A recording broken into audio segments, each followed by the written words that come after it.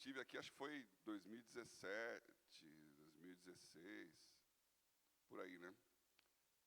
E desde então, mais 3 vezes, aí por conta da relação com o Luiz Cláudio, com o Eric, com a Transdesk, e tem conversado e participado. A última vez em fevereiro, justamente na convenção deles lá em Foz do Iguaçu, não foi aqui. Mas os nossos relacionamentos são bem mais antigos. Então, para contextualizar vocês aqui, né? Meu nome é Paulo, nasci em São Paulo, na Avenida Paulista, e vivi minha vida inteira lá. Sou engenheiro politécnico, fiz engenharia civil, mas fui trabalhar no mercado financeiro desde, sei lá, 2 anos de formado. E em 84, esse ano faz 40 anos, eu comecei a trabalhar com derivativos. Em 86, a BMF, a Bolsa de Derivativos, foi fundada, e eu estava lá no banco mexendo com sistemas, fui mexer nesse assunto, acabei virando operador, mesa, chefe de mesa, diretor de tesouraria de bancos de investimento. Então, fiquei quase 20 anos à frente de bancos internacionais, chefe de tesouraria dos bancos aqui no Brasil, e também um tempo lá em Nova York. Com isso, era um grande cliente da Bolsa, participava de vários comitês, dirigia alguns. O comitê mais importante da Bolsa, que era da Câmara de Ativos Financeiros, eu era o presidente. E relacionamento com o Banco Central. Eu também sou membro da Igreja Cristã da Família, uma igreja que começou há 44 anos atrás, e aí vem as nossas origens, eu vou falar dela daqui a pouquinho. Então, mas eu sou pastor lá, então, e fui pastor sênior, né, pastor presidente da igreja, justamente em 97, 98, quando Deus me deu uma palavra para tirar um sabático do banco. E aí eu estava nessa decisão de fazer isso. Eu já era pastor da igreja que eu pastoreio, que é o Butantã, lá em São Paulo, perto da universitária, desde 93. 4 anos depois, veio aquele chamado, eu era diretor do banco, pastor da igreja, e eu percebi que tinha que gastar mais tempo com a igreja. Aí Deus fez um milagrão na minha vida, deu uma oportunidade de tirar esse sabático, e eu fui para ser tempo integral da igreja durante quase 7 anos. Quando o presidente da Bolsa me chama de volta para montar um comitê de ética, e aí eu falei, eu estou fora do mercado já há tantos anos aí, fazia uns 4 anos que a gente nem mal se falava. E ele falou, Paulo, eu te acompanho aí nos seus 15, 20 anos de carreira, e eu vou montar um comitê de ética, vai cutucar com o vespeiro aqui, preciso de alguém que ninguém fale nada. E então, naquele momento, isso não é nenhum mérito, porque honestidade não é mérito, né? Mas eu vivi uma época de mercado financeiro, os anos 90, em que era muito fácil fazer a coisa errada. Você não tinha a palavra compliance, não tinha Chinese Wall, não tinha muito controle, porque a tecnologia não estava avançada. Então, eu podia operar a minha posição pessoa física, a posição do banco, a posição dos clientes, tudo junto, que hoje é proibido, e só especificava a ordem no final do dia. Ou seja, você opera tudo, e no final do dia você fala, essa é minha, essa é do banco, essa é do cliente. Então, você imagina a festa da uva que era um negócio desse, né? E eu ali sempre mantive meu padrão ético cristão, e o presidente da Bolsa na época, ele era antes o diretor de liquidação e custódia, então ele conhecia todo o mercado. Ele falou, preciso de alguém que ninguém possa falar nada, esse alguém é você. Aí eu voltei para o mercado por conta disso, e em 2005 eu entendi as mudanças que estavam pela frente, e aquilo que foi o IPO das bolsas, 2007. Então, eu fiz um projeto para a Bolsa, propondo uma nova concepção do negócio. Isso é um pouco mais de mercado financeiro mesmo, mas o Jaime conhece melhor esse assunto. A preparar todas as corretoras para sobreviverem no ambiente onde elas não seriam mais sócias de um clube muito rico que pagava todas as contas dela, mas acionistas de uma empresa listada na própria Bolsa. Isso mudou drasticamente o mercado, e eu criei o PQO, o Programa de Qualificação Operacional, que está até hoje aí funcionando, e o selo de certificação, e aí nasceram o home broker, os execution, o agrícola e tudo mais. Isso foi um sucesso, então ele me convidou para ser o vice-presidente da Bolsa 2008, da atual B3, né? Fiquei lá um tempão ali, pensando já no propósito de Deus. Posso talvez contar um pouco dessa história aqui. Então eu fui entendendo que Deus tinha um caminho que não era o meu caminho. Eu achava que eu ia ficar tempo integral, e era a melhor dos mundos, porque era um tempo integral que não custava para a igreja, né? Já que eu conseguia me manter. Então eu trabalhava de graça para a igreja, bênção, e Deus não tinha esse propósito. Aí eu fui tentar entender o que hoje o pessoal chama de bivocacional. Qual é o meu lugar? E para mim, o divisor de águas foi num culto de Natal, que eu estava pregando à igreja, a parábola dos talentos. E nessa parábola está lá, vocês conhecem, né? O Senhor deu para um 5, para outro 2, para outro 1. Aquele 1 enterrou e devolveu. E a palavra que ele recebeu foi servo mau e negligente. Você sabia que eu era um senhor tão rigoroso que colho onde não semeei? Porque você não pegou o talento e deu para os banqueiros? Eu teria pelo menos os juros. E quando eu li aquilo daquela vez, eu entendi que o benchmark de Deus é o CDI. Esse é um termo mais técnico aí para o mercado, né? Quer dizer, Deus está comparando o que ia ter de resultado com a taxa de juros. Falou, se você não quiser fazer nada, aplica o dinheiro, pega o juro e me devolve o juro. Se você quiser investir, se você quiser arriscar, se você quiser crescer, pega 5 e transforma em 10. Pega 2 e transforma em 4. A parábola não diz o que aquelas pessoas fizeram, mas com certeza elas correram risco para poder transformar 5 em 10, 2 em 4. Elas empreenderam, elas multiplicaram, que é o nosso mandato cultural desde Gênesis. Crescei, frutificai, multiplicai, dominai, subjugai. São os verbos que estão lá em relação do homem com a terra. Então, eu fiquei pensando, se eu, com a minha capacidade produtiva, com a minha capacidade de gerar riqueza, que naquele momento era grande, com o meu salário, com tudo mais, dedicar 24 horas do meu tempo para a igreja, de graça, como eu estava fazendo, qual que é o resultado no reino que isso vai produzir? Quantas almas se convertem? Qual o crescimento da igreja? Qual o impacto na sociedade? Do outro lado, se eu pegar a minha capacidade produtiva, meu tempo, minha riqueza, e investir no mercado financeiro, e trabalhar, e pegar os bônus, e pegar toda a administração dos recursos, e pegar esse dinheiro que eu sei produzir, e der 100% para a igreja, qual que é o impacto que isso traz para o reino? E se a minha doação de dinheiro produzir mais impacto no reino do que a minha doação de tempo, eu estou fazendo errado em ser tempo integral. E foi uma constatação difícil de tomar. Depois, agora, depois de tantos anos, é fácil de entender isso. Para mim é fácil, mas eu vejo para muitos pastores é uma luta. Porque o certo, o espiritual, o tradicional, é dar o tempo para Deus. Mas o tempo é de Deus. E quando você olha a Bíblia, a minoria das pessoas que você escolha um personagem bíblico, a chance dele ser tempo integral é muito baixa. Abraão, Davi, Salomão, Daniel, José, nenhum deles é tempo integral. Aí aparece um Samuel, tempo integral. Aparece um Elias, tempo integral. Mas a grande e vasta maioria dos personagens bíblicos não era tempo integral. Ele produzia, trabalhava, fazia e servia a Deus. Então, aqui na igreja, a maioria de vocês com certeza não é tempo integral. Haverá aqui uma tribo de Levi que está cumprindo o papel e sendo sustentada por aquilo que é a produção nacional. Mas a pergunta é, para onde Deus te chamou? Foi a pergunta da minha vida.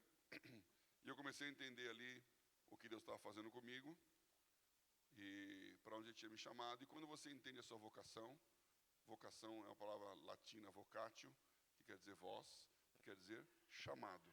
Então a sua vocação é um chamado. Sua vocação não é aquilo que você sabe fazer bem. Sua vocação é aquilo que Deus está chamando você para fazer. E eu aprendi, a vocação, o chamado, nunca é para maximizar o seu retorno. É é para estar no lugar onde Deus quer que você esteja. Então, se você é o tipo de crente que analisa se uma coisa é bênção ou não é bênção pelo retorno financeiro, você está analisando com uma miopia espiritual. Se alguém chega para você e fala, olha, quero te convidar para um novo emprego, vai ganhar 100% a mais, dobrar o seu salário. Você fala, isso é uma bênção de Deus. Alguém chega para você e fala, olha, eu quero convidar você para trabalhar aqui, você vai ganhar metade. Sai para lá em nome de Jesus. Quem disse que o chamado para metade não é o chamado de Deus? Porque se você for maximizar o resultado em todas as suas ações, você nunca vai estar no lugar certo, na hora certa. E essa é a frase que eu falo lá no Tela, o instituto que eu estou presidindo hoje, de empreendedorismo cristão. Para estar no lugar certo, na hora certa, é preciso chegar antes. E eu quero dizer para vocês hoje que nós estamos num lugar certo, que é o Brasil. E explicar por quê. E está chegando uma hora. E se tiver alguém aí escrevendo mensagem, na igreja sempre tem lá o pessoal, fala, pastor, qual é o nome da mensagem? Para colocar no YouTube, né? Igreja Cristã na Família. Família Butantã é o meu YouTube lá. As mensagens, Família Butantã. Então tem que ter um título. Os tempos e as horas. Os tempos e as horas. Essa frase me acompanhou. Porque se você estiver no lugar certo, mas a hora não é certa, você está esperando a hora chegar. E como qualquer gente de mercado sabe, timing is everything. Você tem que estar no timing certo para as coisas acontecerem. Se é antes da hora, você tem que esperar, flutuando ali até chegar a hora certa. E às vezes você chega muito cedo e não tem bala, não tem gás para esperar a hora certa.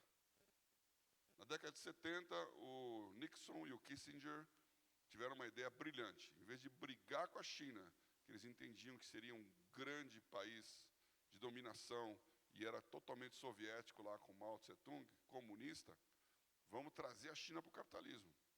Em vez de ser uma guerra, vamos fazer uma adoção.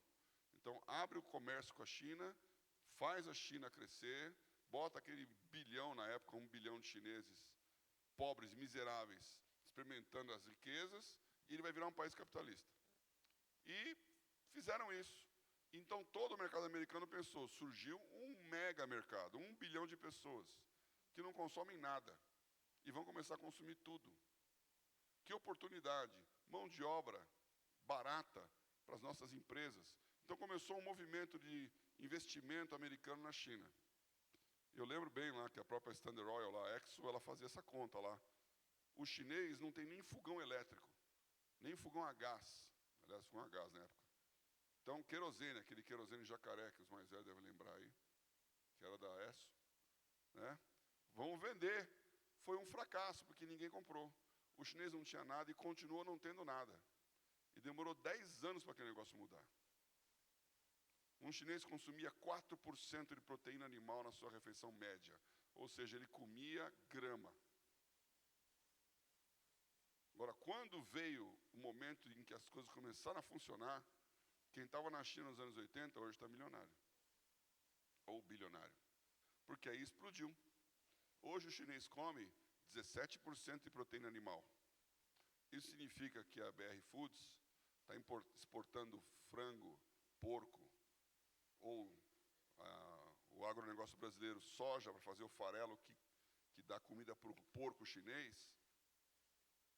E o Brasil é o maior superávit comercial do mundo contra a China.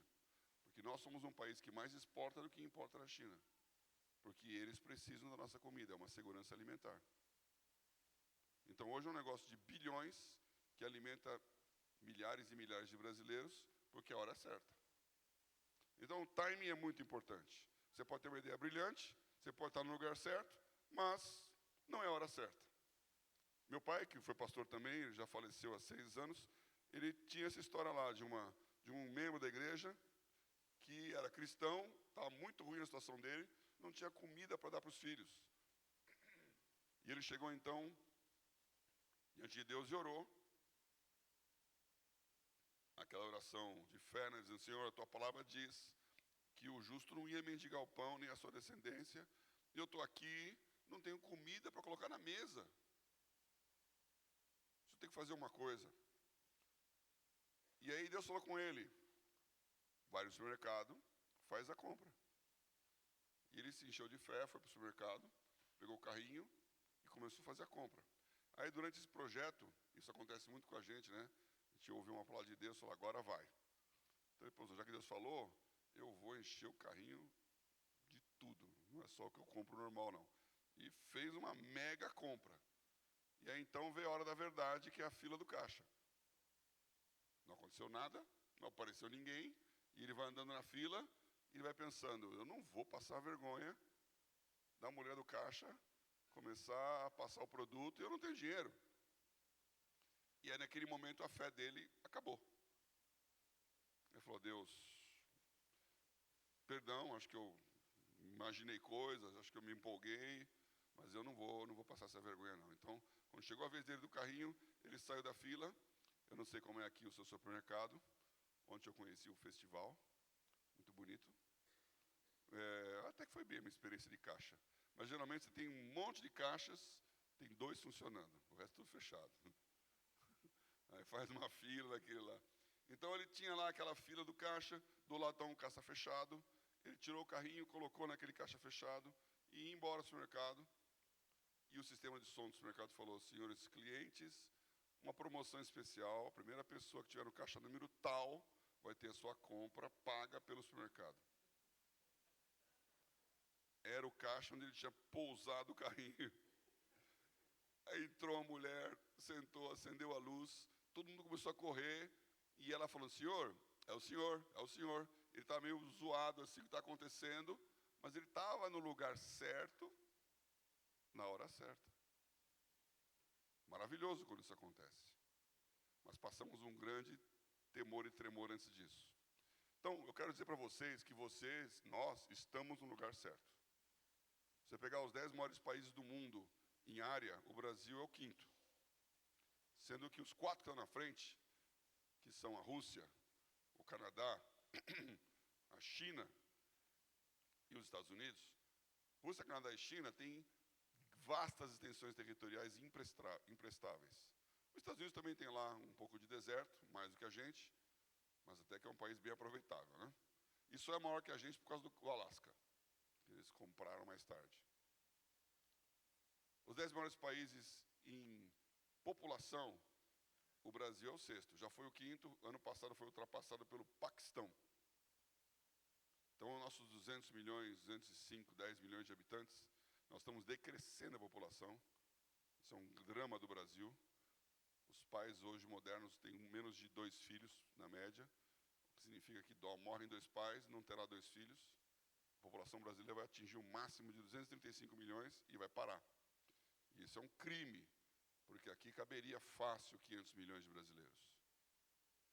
Os Estados Unidos está beirando os 350. Mas 200 milhões ainda é a 6ª maior população do mundo. Nós temos mercado. E nós temos poder econômico. O Brasil está em 8º lugar na economia, chegou a 5º em 2012, justamente quando eu estava no meu projeto lá com o governo, devido ao dólar barato, né, era uma situação meio atípica.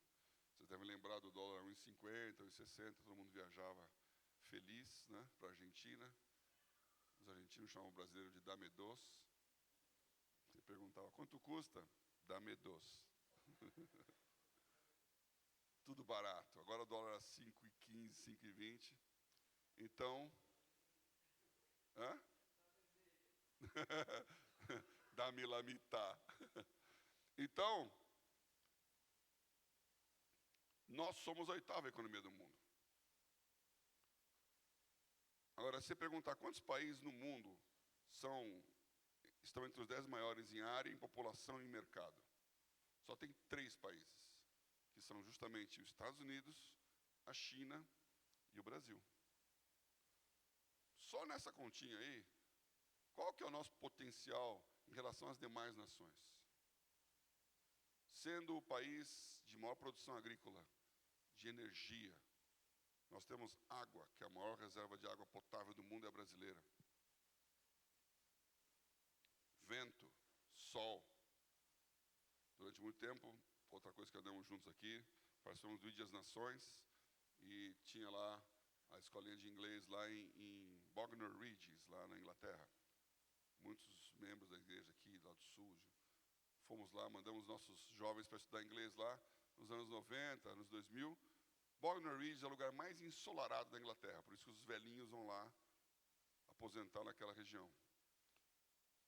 O dia mais ensolarado da Inglaterra é pior do que o dia menos ensolarado do Nordeste.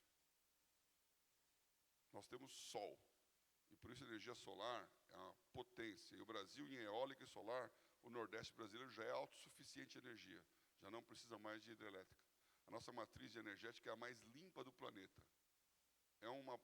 Primeiro é uma besteira, uma baboseira, até chegar a ser um crime, essa história de que o Brasil está devastando a natureza.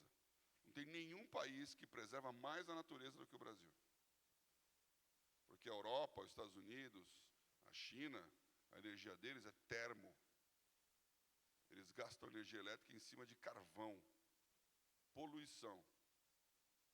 E o que tem nuclear, tem todo o risco da nuclear. E a nossa matriz é hidrelétrica, eólica e solar.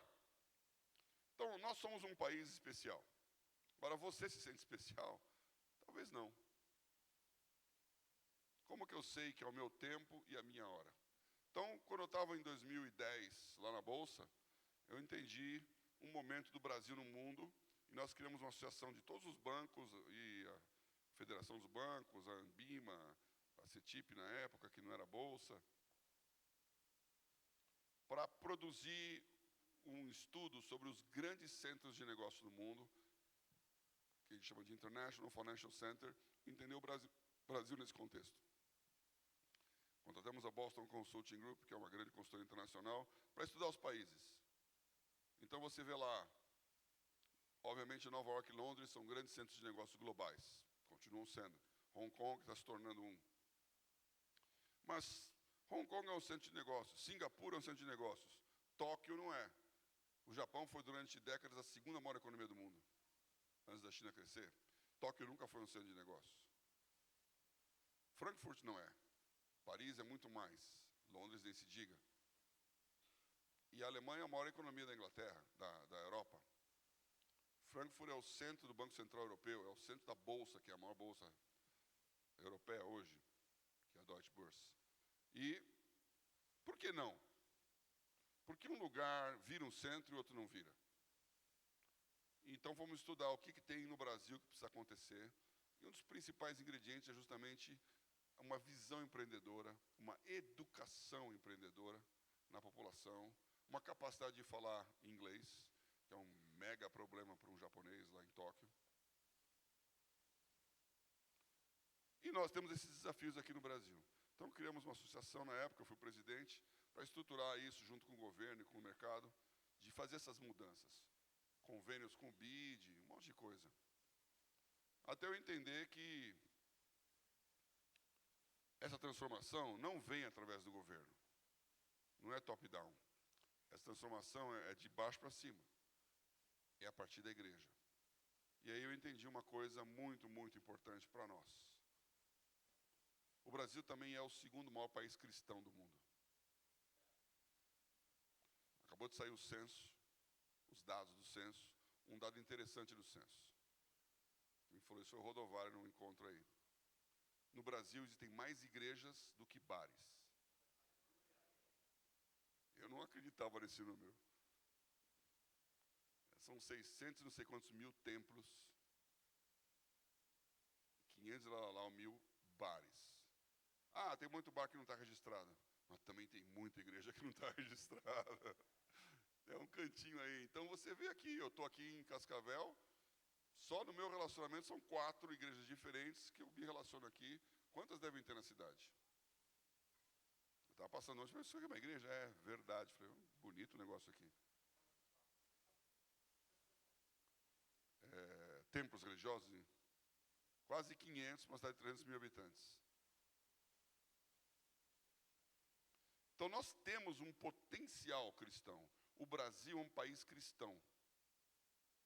Porque você tem 60 milhões de evangélicos e mais uns 110 milhões de católicos que acreditam na Bíblia, que acreditam em Jesus, que tem valores de família, de sociedade, cristãos. Nós não somos budistas, nós não somos islamitas, nós não somos ateus, animistas, nós somos cristãos. E é muito, muito mais fácil pegar um cristão morno e esquentar do que transformar um não cristão num cristão.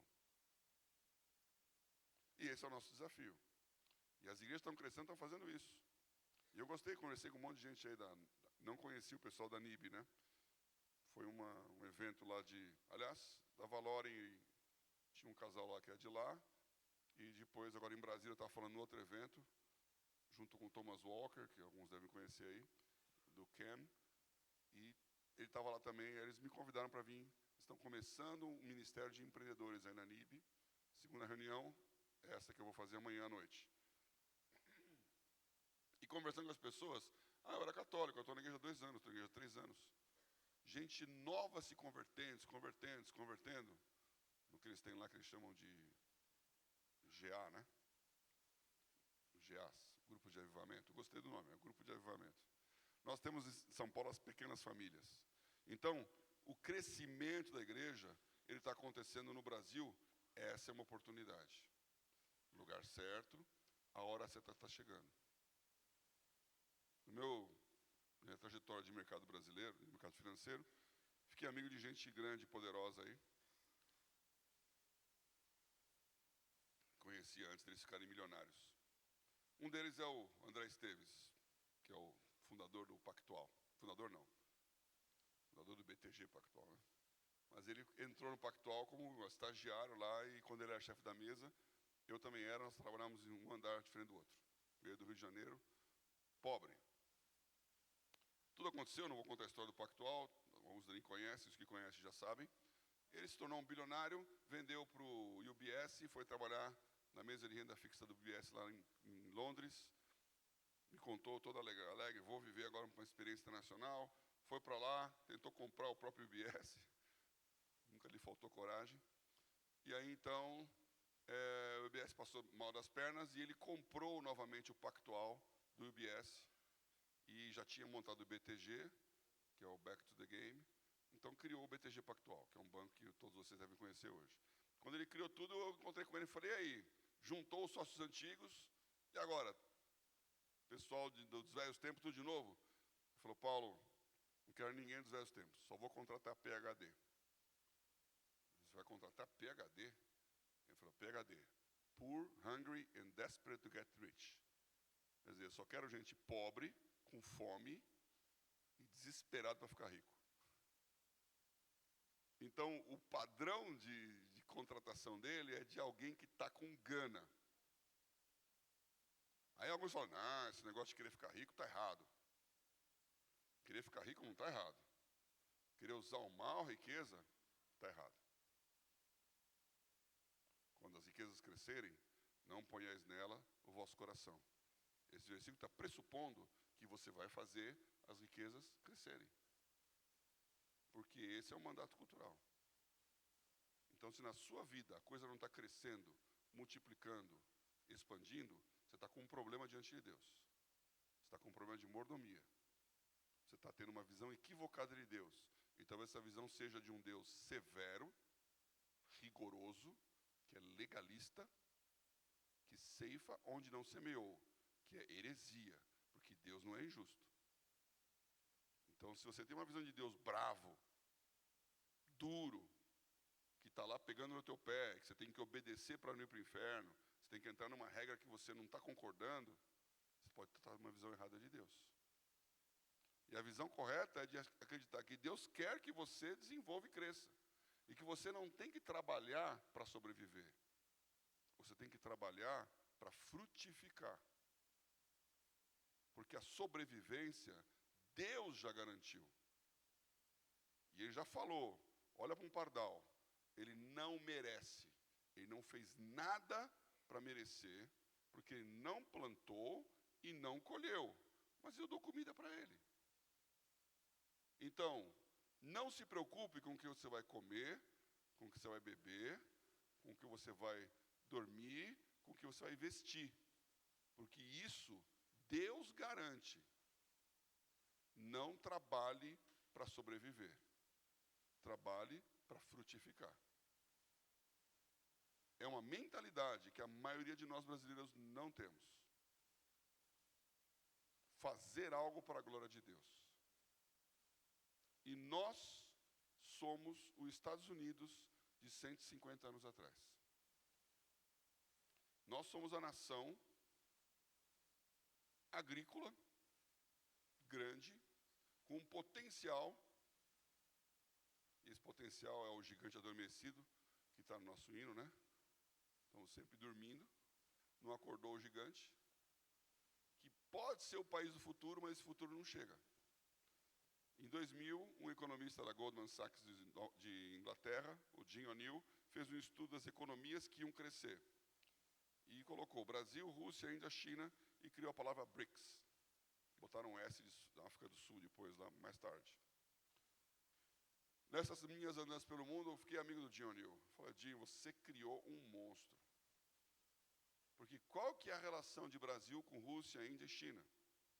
E agora tem todo um lado político nisso, tem um banco de desenvolvimento com isso, e a presidenta é a Dilma. Você vê como é que é a coisa... Que brilhante futuro que temos pela frente, né? Que é um movimento geopolítico do que hoje se chama de Sul Global. Que a Dilma ainda não sabe bem o que é, mas um dia ela vai entender onde é o Sul. Né? Nesse 2012, quando o Brasil ficou em 5º lugar na economia mundial, eu estava na Inglaterra, num evento lá que eu abri o escritório da Bolsa em Londres. Estava um evento, estava lá o Boris Johnson, que na época era o prefeito de Londres, o Gordon Brown era o primeiro-ministro, e era uma palestra do Tony Blair, que tinha sido primeiro-ministro, que é bem famoso lá, uma espécie de Fernando Henrique lá da Inglaterra. E ele estava falando sobre os grandes problemas mundiais. E ele disse, grande problema mundial, migração, terrorismo, o desafio da Rússia, o desafio da China, Israel e a relação do Oriente Médio. E você vê que todos esses aí continuam totalmente na capa do jornal. Ele falou em 2012. E todos esses problemas são relações leste-oeste. Aí eu fiz uma pergunta, eu falei, olha, eu sou do Brasil, bem do sul lá, down under, como dizem para os australianos. Bem do sul. A minha pergunta é, será que a relação norte-sul não pode ser uma solução para equilibrar a relação leste-oeste? E ele deu uma resposta bem política e saiu para frente. Do meu lado estava o presidente da Bolsa de Chicago, lá, a CME, que era uma bolsa que tinha parceria com a do Brasil. E aí ele falou, Paulo, ele não respondeu a sua pergunta, mas eu quero dizer para você que para nós BRICS começa com capital B, que é B maiúsculo. Brasil é importante nessa relação, porque é o único país que faz a ponte do leste com o oeste. É o único país que tem uma matriz judaico-cristã, como a Europa e os Estados Unidos, e que pode conversar com países que não têm essa matriz, como Rússia, Índia, China e Ásia. É o único país que é aceito em todos os lugares, porque você é brasileiro. Quando você chega e se identifica como brasileiro, as pessoas sorriem. Eu estava saindo do avião de Xangai, o gate era 200 e alguma coisa, você sai do avião, entra naquele trenzinho que vai lá para a aduana, lotado de gente, né, apinhado de gente, chinesada ali, e uma mulher me olhando fixamente. Tudo bem? Tudo bem. Ela falou, posso fazer uma pergunta? Pode. Onde você é? Ah, eu sou do Brasil. Eu falei, Brasil? Onde fica Brasil? Eu falei, meu Deus do céu. Brasil fica na América Latina, América do Sul. Não conhece Brasil? Nunca ouvi falar de Brasil. Não acredito. Futebol, Pelé, Ronaldinho, samba, carnaval, praia, nada. Aí eu lembrei que Brasil em chinês não fala Brasil, né? Que nem você fala, por exemplo, vou para Londres. Ninguém em Londres fala Londres, né? Eles falam London, né? E o português chama de Londrona, né? Portugal, Londres é Londrona, de onde vem a palavra Londrina, que é a pequena Londres. E então eu falei, Brasil é Baxi em chinês. Eu falei, I'm from Baxi. Falou, oh, Baxi, agora entendi. Né? Aí ela soltou essa pérola, ela disse, sabe por quê? Que para nós chineses, vocês são todos iguais.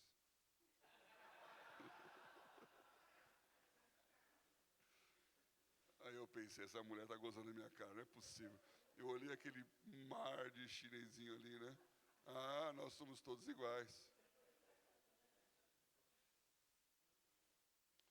Mas ela estava falando com sinceridade. Hoje eu até consigo distinguir um chinês de Pequim, um chinês do Cantão, lá, que é a parte do sul lá de Hong Kong. Tem diferenças físicas, tem estatura, tem forma de rosto. Se é chinês, se é coreano, se é japonês. Você começa tailandês. Para eles é fácil. Agora, nós aqui somos brasileiros. Eu estou olhando esse salão aqui. Eu sou brasileiro, meu pai é negro. Outros são alemães, italianos. Há uma diversidade aqui. Quem é você como identificação nacional? O Brasil é plural. O Brasil é mesclado. Nós não temos o racismo europeu ou o racismo americano aqui. O nosso racismo existe. Inclusive, ele é mais social até do que cor de pele. E é um problema que nós temos que lutar contra, né? Sou amigo do William Douglas lá, racismo. Contra o racismo. Mas não é o racismo americano. Não é gueto. É tudo misturado. É um país que tem uma capacidade de se comunicar com qualquer um. E isso é um valor cristão. E o Brasil de Dom Pedro II era maior, mais rico do que os Estados Unidos de Abraham Lincoln. 1860. E foi o Dom Pedro II indo para os Estados Unidos que criou um tratado de comércio que permitia que americanos e ingleses, que eram as nações amigas, tivessem igrejas das suas religiões no Brasil, porque era proibido não ser católico no Brasil até 1870. Você não podia ter certidão de registro, porque era a igreja católica que dava o certificado de batismo. Você não podia morrer, porque o cemitério era católico. Quem não é católico não morre. Então era proibido, religião e Estado era misturado. Então foi nessa época que se abriu o Brasil para missões. E as igrejas congregacionais, presbiterianas, batistas, metodistas, começaram a enviar missionários para evangelizar brasileiros. O primeiro deles, Robert Kelly, uma igreja congregacional em Petrópolis e em Nova Friburgo. E as denominações vindo aí, através de um tratado comercial. E daí vem a origem do nosso Ide às Nações, que eu não sei quantos aqui participaram ou não, mas a ideia era missões reversas. Então, voltar para o lugar de onde veio Israel. Como que chegou o evangelho no Brasil? Pelo escocês, que era o Robert Kelly. Então, como chegou o evangelho na Escócia? Por St. Patrick, que é o padroeiro lá da Escócia e da Irlanda, que foi evangelizado na França, em Lyon, que era uma Gália romana. Como chegou o evangelho em Lyon? Éfeso. A segunda geração depois de João. Como chegou o evangelho em Éfeso? Paulo. Antioquia, Jerusalém. Então, na nossa trajetória, o evangelho chegou aqui da Escócia, da França, da Turquia para Israel. E vamos fazer o caminho de volta. E hoje o Éder, que é um antigo Assembleia de Deus lá da região de Porto Alegre, é pastor principal, primeiro pastor senior pastor de uma igreja escocesa que não é escocês. Fruto de Nações. Eu estava lá em Bognor no dia que ele chegou, não sabia falar que o livro estava sobre a mesa em inglês. E o ano passado agora, ele mandou um convite, porque ele foi convidado para abrir a sessão do parlamento escocês com um devocional. Um pastor brasileiro do nosso ministério. Desse esforço conjunto dessas comunidades que vocês pertencem e eu também. E aí vem a nossa história comum. Em 1980, as comunidades estavam nascendo e crescendo. E lá em São Paulo tinha a Comunidade da Graça, a nossa. Tinha a Comunidade de Porto Alegre, conheci o Azaf em 79, eu vejo que vocês continuam fã aqui. Deu para perceber, o Azaf é um grande amigo. A Aurora nasceu no mesmo dia do meu filho, do Paulo André. Então, somos amigos desde 79. O Ian e toda a comunidade de Porto Alegre. Na época era o Erasmo ainda e o Moisés. A comunidade de Shalom, lá em Uberlândia, que era o Ari Skates. E através dela veio depois o Paulo Júnior, com o Sal da Terra. E num segundo momento, o Jamei em Jundiaí, o Vince em Vitória, e todos os irmãos lá da Argentina, do Chile. E eu tive lá muitos dos encontros, né? E tinha um encontro aqui em Foz do Iguaçu, que era o encontro apostólico, que chamava. E tinha a comunidade de Goiânia, que era o Rodovalho e o César. E nos reuníamos aqui pensando na Igreja do Futuro, isso nos anos 90. E aí começou também a ideia do Ide das Nações. Então esse grupo foi um grupo de novo, foi um grupo de transformação, pregando a unidade da igreja. Você falou aqui do purê de batatas.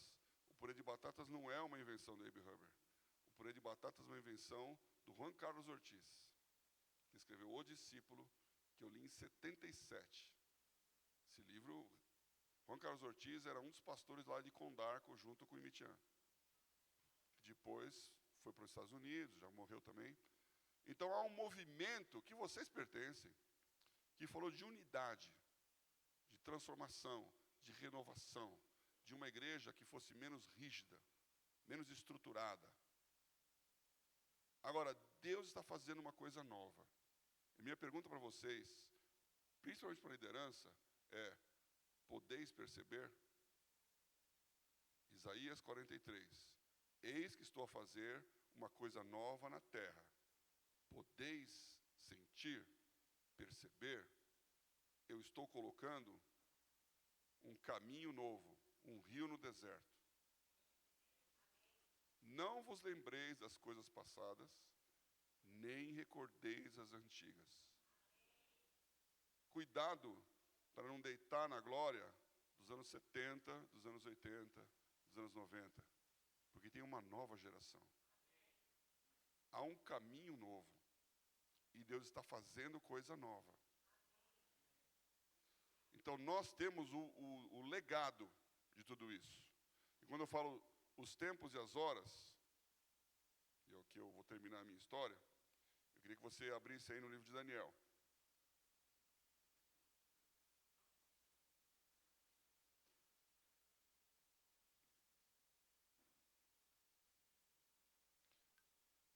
No capítulo 1 está escrito assim: no ano terceiro do reinado de Joaquim, rei de Judá, veio Nabucodonosor, rei da Babilônia, a Jerusalém, e a sitiou. E o Senhor entregou nas suas mãos a Joaquim, rei de Judá, e uma parte dos utensílios da casa de Deus, e ele os levou para a terra de Sinar, para a casa do seu Deus, e pôs os utensílios na casa do tesouro do seu Deus. Essa invasão de Nabucodonosor não foi a destruição de Jerusalém. Foi a primeira vez que ele sitiou, ganhou, pegou o rei, que era o Joaquim, levou cativo, colocou o primo dele como um rei lá no lugar, um rei, um títere, né, um rei debaixo da ordem do próprio Nabucodonosor, e levou 10.000 pessoas com ele junto. Entre essas 10.000 pessoas, que é o exílio, estava Daniel, que era um nobre.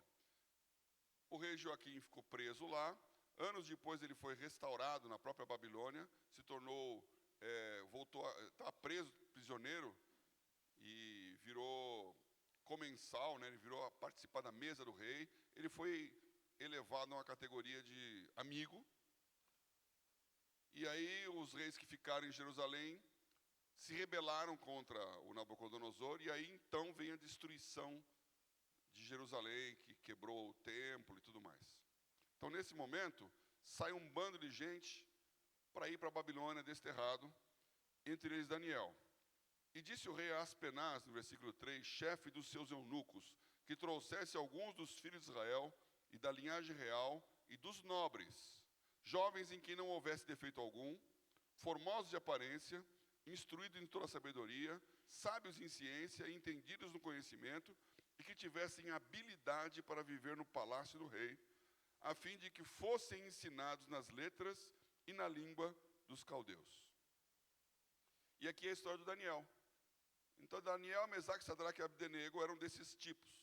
Eles eram nobres, eles eram da linhagem real, e eles não tinham defeito, perfeitos, bonitos, formosos de aparência, e instruídos, educados, sabedoria, ciência, conhecimento. Há uma diferença, sabedoria, ciência e conhecimento. Eu vi uma definição muito legal. Ele falou, conhecimento é saber que o tomate é uma fruta. Então, biologicamente falando, tomate é fruta. Sabedoria é não colocar tomate na salada de fruta. Então, você precisa ter um pouco de conhecimento para adquirir sabedoria.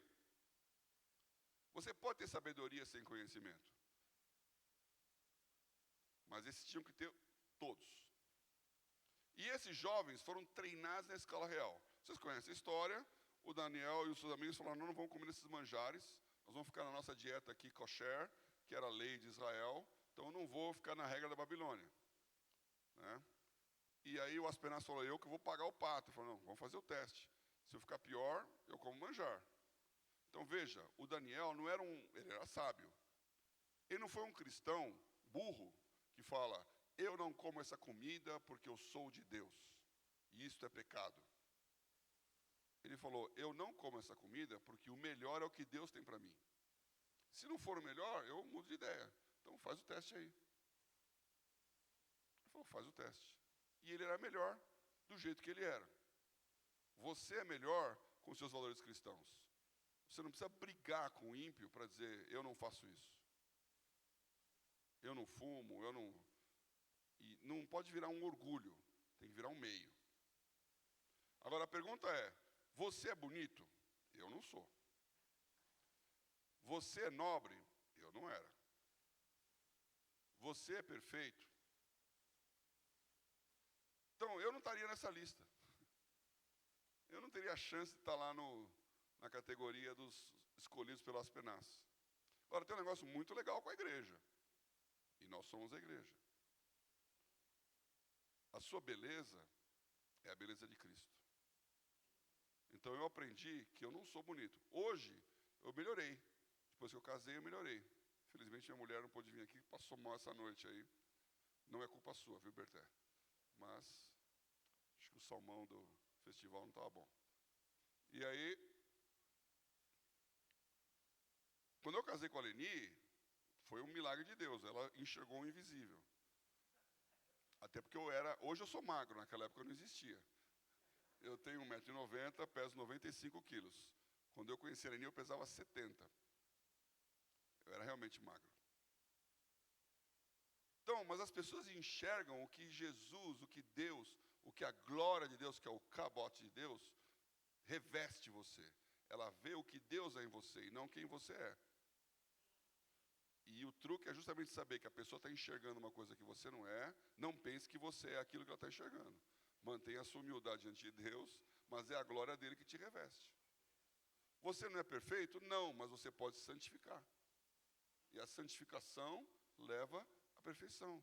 Deus imputa a perfeição que você não tem, quando você busca a santificação que ele tem. Você não tem conhecimento, não tem sabedoria? Peça a Deus, que a todos dá e não lance em rosto. Peça, porém, com fé, porque o que não tem fé é como uma onda do mar, que vai e vem e não sai do lugar. Então, Tiago diz, você pode pedir sabedoria. Então, meus amigos, meus jovens, você em Deus, em Cristo, você é nobre, porque você é linhagem real. Você é família de Deus. Você é formoso. Você é perfeito. Você é sábio. Sabe o que você não tem? Você não sabe andar no palácio. Que é o quarto e último ponto aqui. Que saibam andar no palácio. E esse é o protocolo de saber andar nos ambientes que não são cristãos. É saber conviver com os grandes. É saber o que dizer e o que não dizer. E durante os meus anos de mercado, eu fui aprendendo a andar no palácio. Como me comportar no meio dos poderosos, sem ser um deles. Há um chamado de Daniel para os nossos jovens. E você fala, não, isso não é para mim, eu vou ficar aqui no meu cantinho. Bom, quem disse que Deus quer isso de você? Nós precisamos levantar uma geração empreendedora. Uma geração que queira fazer.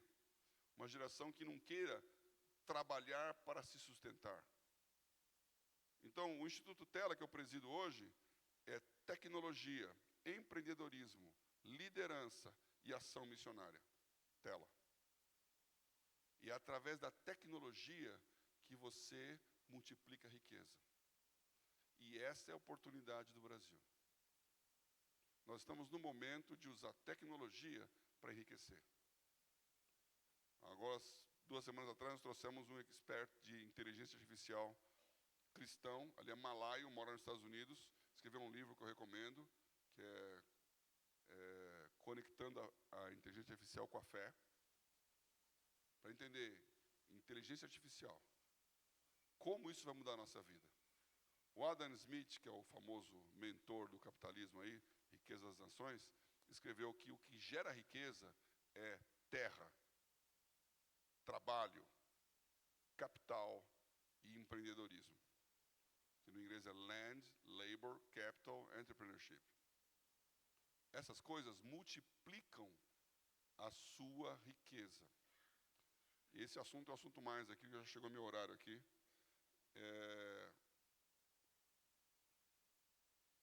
O que Deus está fazendo é dando para você o conhecimento de como multiplicar essas riquezas sem precisar tê-las.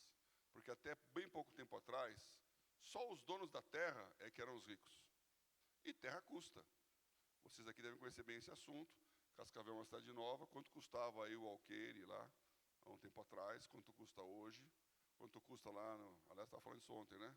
Quanto está lá em Rondônia, Roraima? Tem uma pessoa que me perguntou lá da Bolívia, que do lado ali da Bolívia é muito mais barato, mas é um outro governo. Então, a terra está subindo de preço. Qualquer negócio até recentemente, para poder crescer, precisa de terra. Por quê? Porque se eu vou fazer uma rede de lanchonetes, McDonald's, eu preciso de McDonald's em todos os lugares. Rede de bancos, preciso de agência em todos os lugares. Então, para crescer, você precisa de terra para poder produzir o seu negócio. Seja agrícola, desmatando e produzindo, seja comércio, indústria, terra. Só que agora, com a internet, a terra é virtual.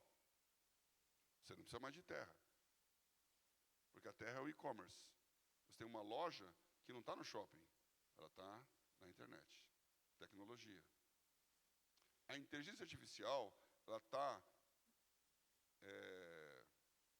não vou usar canibalizando a palavra, mas ela está transformando o conceito do labor, do trabalho. Porque ela vai fazer aquilo que uma pessoa faz braçal. Nós estamos falando da Revolução 4.0, que é a Revolução Digital. Já estão dizendo que a inteligência artificial é 5.0. Qual foi a 1.0? A 1.0 foi o James Watt, em 1777, inventando a máquina a vapor. Pela primeira vez na história, uma máquina substitui, não auxilia um homem. Então ela faz o que o homem não faz. Então a mulher virtuosa, em Provérbios 31, ela já perdeu um pouquinho dos seus aparatos lá. Porque a mulher virtuosa, ela botava lá, tosqueava as ovelhas, pegava o fio na roca e no fuso, construía o fio com a lã, e com aquele fio ela tecia a roupa e vestia a sua família. Então toda a linha produtiva estava dentro de casa, desde a ovelha até a roupa, desde a vaca até o sapato, desde o leite até o queijo. E tudo a mulher virtuosa trabalhando. Não sei bem o que o marido dela fazia, pelo que o Provérbios fala, ele ficava sentado na porta da cidade. A mulher é virtuosa mesmo. Mas agora tem uma máquina que faz isso. E a Inglaterra vira a potência, a maior potência industrial do mundo, com os teares. Revolução Industrial Têxtil. A tecnologia, ela multiplica a produtividade. E agora a inteligência artificial está fazendo o que aconteceu lá. a pessoa que fazia o trabalho manual agora não faz mais. Agora ela tem uma máquina que faz no lugar. Em São Paulo tinha os boia fria, umas décadas atrás. Porque na colheita da cana, você tinha que queimar a cana para poder pegar, porque ela tem o serrilhado lá que feria as mãos. Queimava tudo, iam lá os boia frias, chamava boia fria porque ele levava comida de manhãzinha, e comia na hora do almoço frio, para fazer a colheita da cana. Agora vem uma colheitadeira, que é a Jacto, a empresa do nosso amigo Gishimura lá de Pompeia, produz, e você colhe tudo, não precisa de boia fria. Jogou todo mundo desempregado. Alguns deles viraram operadores de máquina, de colheitadeira, os outros vão procurar o que fazer. Se você tem uma profissão que é repetitiva, você tem chance de perder. Então a pergunta é, um cristão motorista perde o emprego. Isso é bom ou é ruim? Do ponto de vista dele, é ruim, porque ele perdeu o emprego. Agora, perdeu para quem?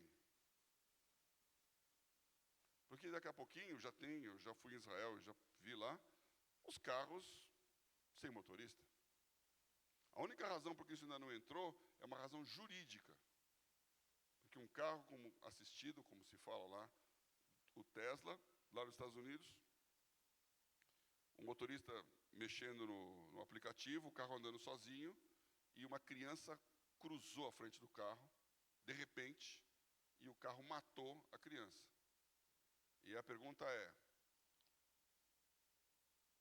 o programa que está dirigindo o carro, ele conscientemente matou a criança ou aconteceu? Se for um motorista, ele vai pensar em fração de segundos. Joga o carro no poste, salva a criança, mantenho, mato a criança. E essa é uma questão ética. Mas ele tem o direito de tomar essa decisão. Mas se for uma máquina que tomou essa decisão, a empresa toma um processo. Porque ele escolheu não matar o motorista e matar a criança. Isso é lei de robótica de Isaac Asimov, ficção científica. Virou já o nosso mundo. Então tem uma briga legal que não está resolvida, como é que nós vamos tratar juridicamente a ética de uma máquina fazendo o trabalho de um homem. E o motorista vai fazer o quê? Alguma coisa maior. Então você tem que trabalhar em uma coisa que frutifique e não que sobreviva. Se o seu emprego é mais-valia, se o seu emprego é transformar tempo em salário, você está no lado errado da equação. Pense em empreender e pense global. Você pode fazer alguma coisa aqui de Cascavel que vai servir o mundo inteiro, sem sair de casa, porque agora a tecnologia permite isso. E a Covid trouxe o home office de volta. Você pode fazer algo que vai ser grande. E isso aconteceu nos Estados Unidos em 1870. Um jovem plantador de milho pensou, e se em vez de eu simplesmente vender o milho, eu industrializar o milho e fazer um floco de milho que a pessoa possa consumir. E ele criou o Corn Flakes. O nome dele era Kellogg's. Isso não é um trocadilho, ele é um plantador de milho, ficou milionário. O que ele fez com o dinheiro que ele ganhou? Fundação Kellogg's, evangelização dos países, missão e propagação dos ideais da democracia, que na época era contra a monarquia que tinha na Inglaterra, na Europa, e do livre mercado, os valores do capitalismo. O outro jovem saiu da sua casa no interior do estado de Nova York para trabalhar na cidade de Nova York porque ele estava morrendo de fome, a família não tinha comida. E ele, então, com 13, 14 anos, foi lá atravessar, não tinha nem a Brooklyn Bridge ainda, foi atravessar de ferry boat, e o condutor do ferry perguntou, garoto, o que você vai fazer? Ele falou, vou trabalhar numa fábrica de sabão. Se fosse hoje, nem isso acontecia, porque era trabalho infantil. Aí aquele homem falou, você quer um conselho? Dê o dízimo, e Deus vai te abençoar.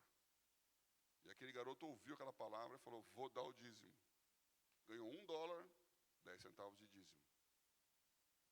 Dizem até que esses 10 centavos foi considerado a moedinha da sorte dele. primeiro dízimo que ele deu, que originou a história da moedinha da sorte do tio Patinhas. Esse cara cresceu, se tornou sócio, comprou a empresa e transformou a indústria de sabão, de higiene e limpeza. O nome dele era Colgate. E quando ele acabou a vida dele, ele dava 90% de dízimo e ficava com 10%. Fundação Colgate, o que ela fazia? Missões, ideais de democracia e de livre mercado. São dezenas, para dizer centenas, de casos nos Estados Unidos, de pessoas que deram nada, se tornaram milionários, entendendo um propósito de Deus para a nação americana. Tem um que os americanos mal conhecem, mas que nós aqui no Brasil conhecemos muito bem, John Mackenzie. O Mackenzie é um advogado americano. Ele não é pastor, ele não é missionário, ele não é educador, ele nunca pisou no Brasil. Mas ele recebeu o report quando Dom Pedro foi para lá. Brasil abriu as portas para missões. Brasil é o país do futuro. Vamos evangelizar o Brasil. E aí fez uma pergunta: tem estrada de ferro no Brasil? Que era o grande fator de integração dos Estados Unidos na época. Era a internet da época. Não. Então o meu dinheiro vai para construir uma escola de engenharia no Brasil, para engenheiros fazerem estrada de ferro. Se você for lá em São Paulo, o prédio 1 do Mackenzie, da Universidade Presbiteriana Mackenzie, é o prédio da engenharia que ele construiu com dinheiro. Comprou aquele prédio de terra, que era um pasto, e construiu um prédio. Eu tenho essa foto, não tem nada lá, é mato, e tem um prédio de tijolinho ali, que é a escola de engenharia. O Instituto Presbiteriano Mackenzie é a segunda empresa privada mais antiga do Brasil. Porque um homem deu o dinheiro para isso. Bom, eu acho que você pode ser o Mackenzie. Você pode ser o Colgate, o Kellogg's, o Rockefeller. E a lista é grande. Se você entender um propósito de Deus na sua vida, então esse é o nosso momento. Pastores, deixem o novo de Deus crescer. Nada contra as músicas do Asaf. Aliás, sou muito amigo dele. Conversamos sobre isso, né? Entrevistei, temos um podcast lá, eu e meu filho conversando com o Asaf, né? Vamos entender o novo, que é a pergunta que ele está fazendo. E você que é jovem, não pense em sobreviver. Você está no lugar certo, na hora certa.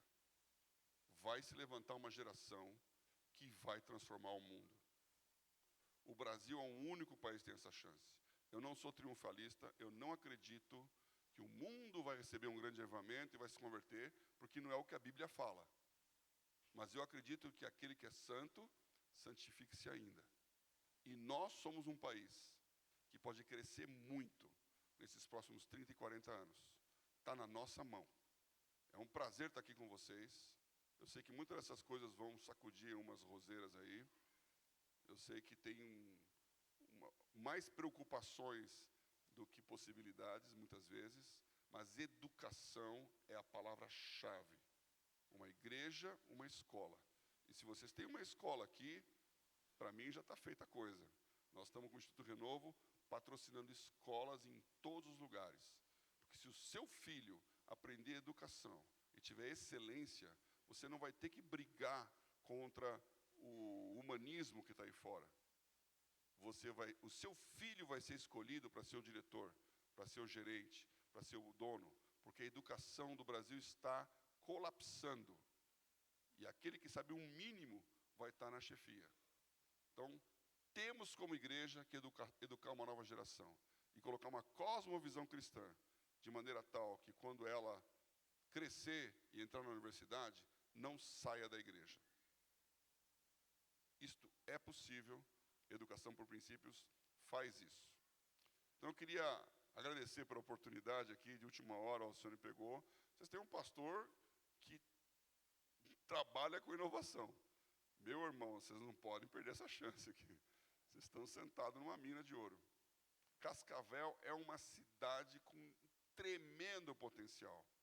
Vocês não precisam nem ir para Curitiba, que dizer São Paulo ou Rio de Janeiro. É aqui que tem que acontecer. E nós estamos comprometidos com isso. Esse é meu papel lá com o pessoal da Transdesk, agora com a NIB. Continuamos juntos aqui com a SEC. Que Deus abençoe essa cidade. Vamos orar por esse novo? Eu nem falei dos tempos e as horas, né? O capítulo 2 de Daniel, ele desvenda o segredo do sonho de Nabucodonosor, e ele ora a Deus, isso, uma música que o Gerson fez na nossa igreja anos atrás, né?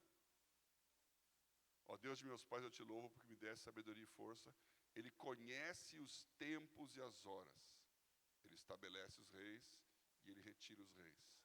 Os tempos e as horas. Nós estamos no tempo de Deus. Vamos ficar de pé?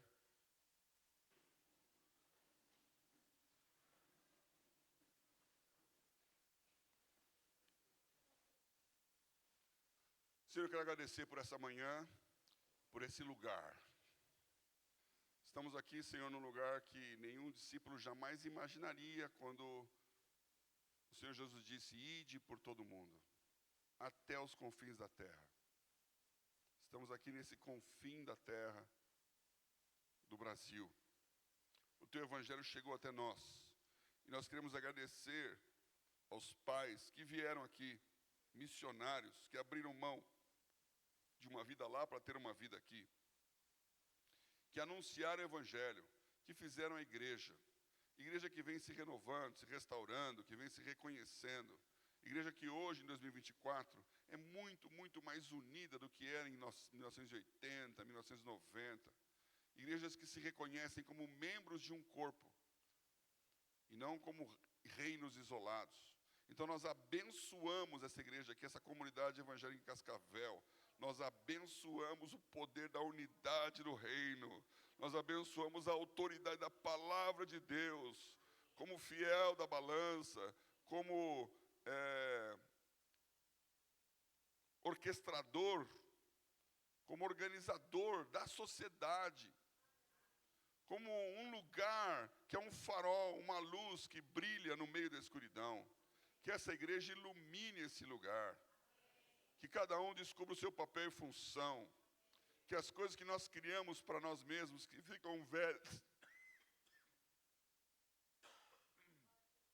obsoletas, sejam renovadas, sejam restauradas.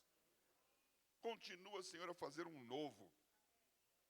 E abre os nossos olhos para aquilo que é teu nesse novo. Então abençoa a nova geração, abençoa os jovens que estão aqui, a sua vontade de empreender, a sua vontade de crescer. E assim como aconteceu no deserto, uma nova geração se levantou no meio da necessidade, no meio da escassez. Essa geração que olha para a terra prometida e diz, ela é minha, eu vou conquistar, eu vou entrar. Deus está conosco, uma geração que não olha para trás, mas olha para frente. Nós abençoamos essa nova geração nesse lugar. Nós abençoamos o empreendedorismo, a novidade, a inovação. Nós abençoamos aquilo que o Senhor está fazendo de novo. E não queremos julgar o novo com o velho. Queremos entender que as coisas são diferentes.